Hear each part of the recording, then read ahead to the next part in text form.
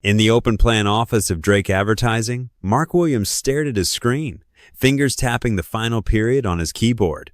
He rubbed his strained eyes and glanced at the clock. 1:23 a.m. This was the third time this week he'd worked this late, all to finish the new campaign for Triumph Motors. Finally done. Mark stretched, saved the file, and sent it to the creative director's inbox. He looked around. The office was deserted now, his desk the only one still lit. Through the glass wall, he could see the creative director, Jack Morrison's office, its door shut tight. Jack had left at 4 in the afternoon, claiming he had an important client dinner. Mark packed his briefcase and headed toward the elevator. As he passed Jack's office, he paused. The nameplate on the door glinted under the dim light. Jack Morrison, Creative Director. That title should have been his. 3 years ago, Mark and Jack had both joined Drake Advertising as junior creatives. Mark graduated from the School of the Art Institute of Chicago, armed with a portfolio full of awards. Jack, a Boston University alum, had a resume highlighted by his stint as the college football team's quarterback. At first, Mark thought it was a fair competition. He was always the first to arrive and the last to leave. His ideas consistently won praise from clients. He even volunteered for the nightmare accounts no one else would touch.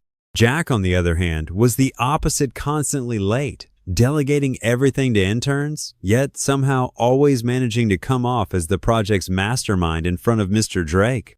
The elevator's ding pulled Mark back to the present. He stepped inside and hit the button for the underground garage. His phone buzzed. A message from his girlfriend, Emma. "Still working? I left dinner in the microwave." Mark replied with a weary emoji. He should have felt angry or frustrated, but right now, all he felt was exhausted. This wasn't the first time his efforts had gone unnoticed. Last month, when the VP of Triumph Motors personally called to thank Mark for the family safety journey concept, Mr. Drake had sent a company-wide email giving all the credit to Jack Morrison's leadership team. At last week's quarterly review, after Mark presented a new strategy for Fresh Mint toothpaste, Drake merely nodded, then spent 20 minutes praising Jack for organizing a team lunch that boosted morale. The elevator doors opened. Mark headed to his 7-year-old Honda Civic. The AC took a few minutes to kick in, and as he sat in the stifling heat, he made a decision. "That's it," he said aloud, his voice echoing in the empty garage. "I'm talking to Drake tomorrow."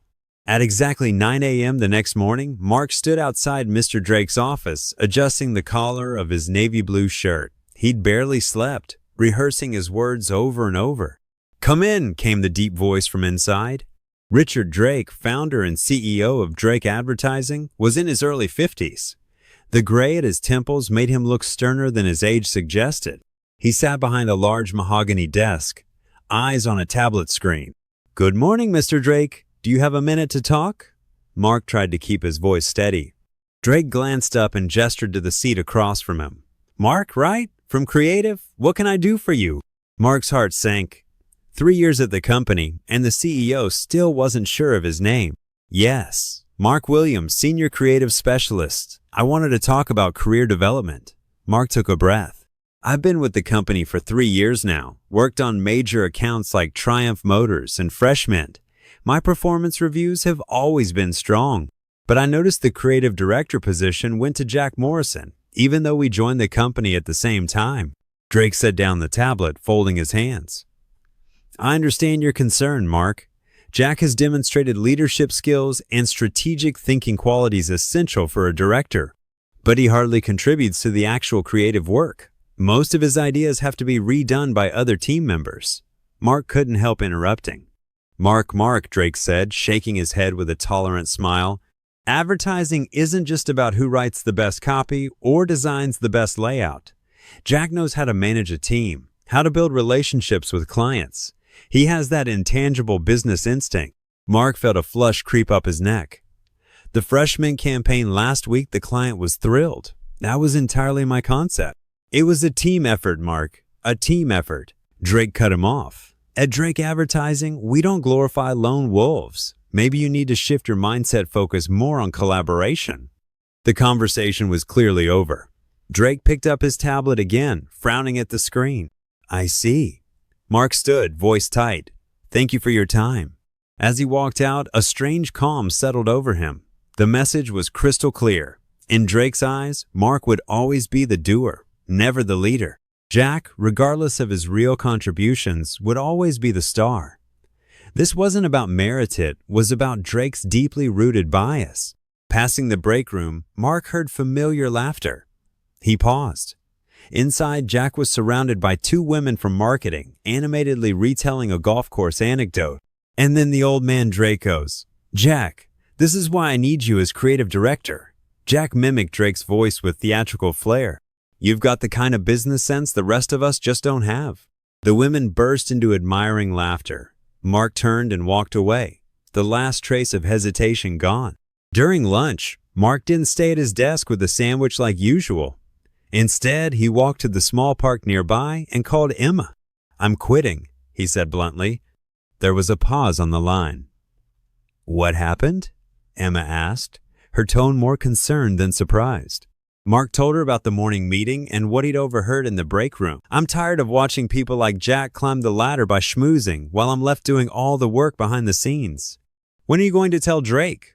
"Before the end of the day. I'm writing a proper resignation letter that actually explains why I'm leaving." He watched a squirrel chase another across the grass.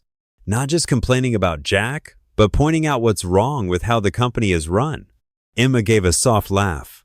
"I support you. But you know most people keep resignation letters polite and vague, right? No one actually tells the truth in those." "I'll be the exception," Mark said firmly.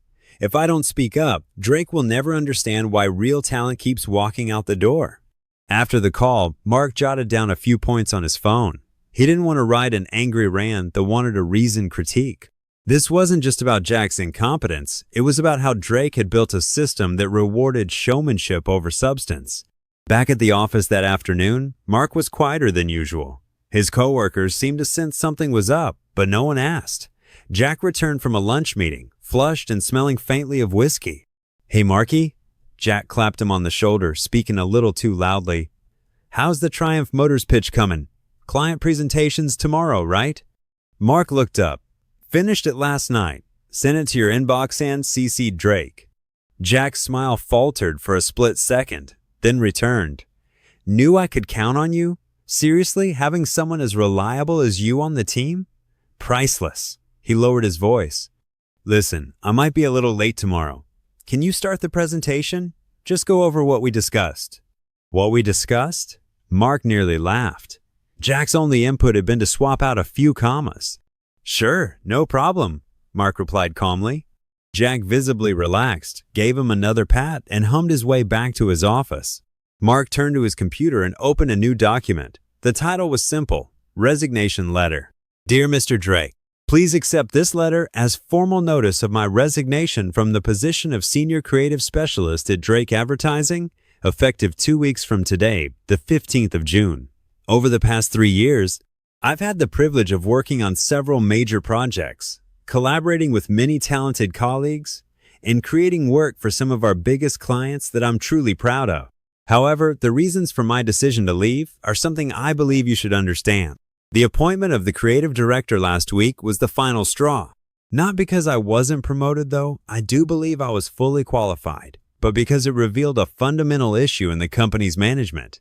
You reward appearances over actual contributions, relationships over professional competence.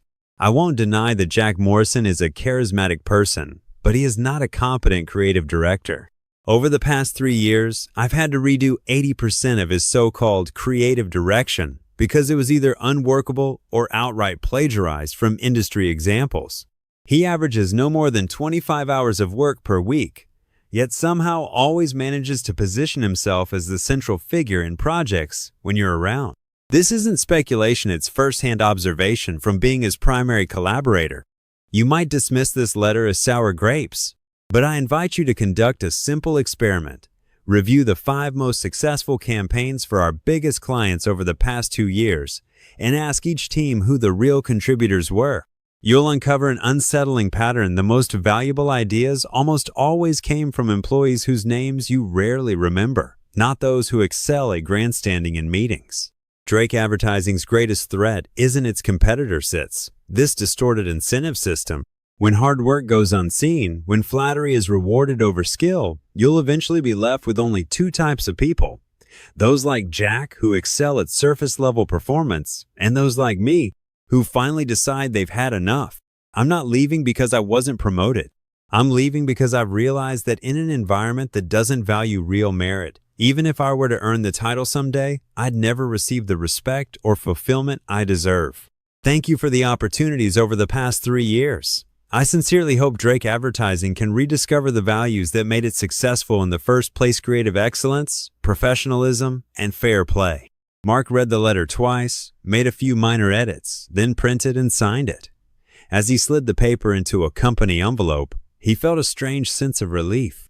At 5:30 p.m., as most colleagues began packing up, Mark waited until Drake's assistant had left before placing the letter on Drake's desk himself. The next morning, Mark arrived an hour later than usual. He had slept surprisingly well, as if a weight had been lifted. The office was quieter than normal. Clusters of coworkers whispered among themselves, casting him uneasy glances. The moment Mark sat down, Emily, a senior copywriter, hurried over. "Good Lord, Mark, what did you do?" she whispered. Drake got in at 7 a.m., called an emergency meeting with all department heads, then summoned Jack. The whole floor heard them shouting. Jack walked out looking like a ghost. Mark blinked. "I submitted my resignation yesterday. Might have included some blunt observations." Emily's eyes widened. Blunt is an understatement. Lisa from HR said Drake photocopied your letter for every executive, calling it the most thought-provoking thing he's read in years. This wasn't the reaction Mark had expected. He'd assumed Drake would file the letter away, or at most offer a terse farewell.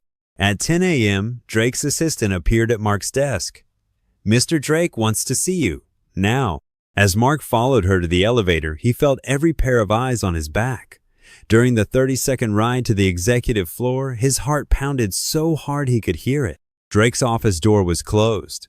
The assistant knocked, then opened it for Mark. "Go ahead." Drake stood by the floor-to-ceiling window, his back to the door, gazing at the city skyline. At the sound of the door closing, he turned. To Mark's surprise, he didn't look angry, just weary. "Sit, Mark," Drake said, gesturing to the chairs in the meeting area before taking a seat himself. A copy of Mark's resignation letter lay on the table, covered in handwritten notes. "I barely slept last night," Drake began bluntly. "Your letter forced me to confront some hard truths." He picked up the paper. "You reward appearances over actual contributions that stung, because on some level, I knew it was true." Mark stayed silent, unsure how to respond. Drake continued. "This morning, I took your suggestion. I reviewed team evaluations and email trails for our last 5 award-winning campaigns." He gave a humorless laugh. "You were right. Jack's name was all over the credits, but the real work? Mostly done by you and a few others who don't make noise." Why only realize this now?" Mark asked carefully. Drake sighed. "Because I relied too much on surface impressions. Jack knows how to present well in meetings, how to make me feel good socially, and I mistook that for leadership." He met Mark's eyes. "I owe you an apology not just for the promotion, but for 3 years of failing to recognize your real value." Mark felt emotion tighten his throat. "I appreciate that, but my decision stands. I need to be somewhere that judges me from the start based on my work." Drake nodded as if expecting this. "I understand. But before I accept your resignation, I'd like to make an offer. Stay. Take Jack's position. Not because I've suddenly discovered your talent, but because this company needs people like you, people brave enough to speak hard truths to help fix things." Mark stared at him. "You're firing Jack?" "Not exactly. I've suggested he return to a junior role to relearn the fundamentals. If he refuses, then yes, he's out." Drake leaned forward. "Help me rebuild this system, Mark. You see the cracks better than anyone." After a long pause, Mark shook his head slowly. "I'm grateful, truly. But it's time for something new. My girlfriend Emma and I have been planning to start our own creative studio. I think now's the right moment." Drake was silent for a long time. Finally, he extended his hand.